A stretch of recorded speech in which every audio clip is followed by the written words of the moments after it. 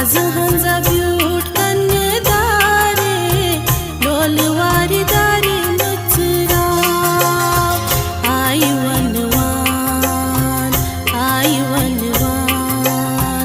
आई वनवान कति जित